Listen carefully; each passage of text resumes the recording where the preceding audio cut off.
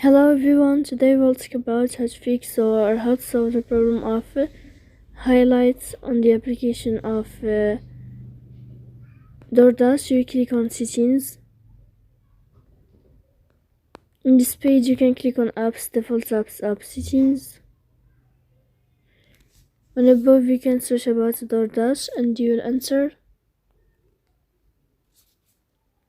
like this. Here you can click on first stop and you can click OK.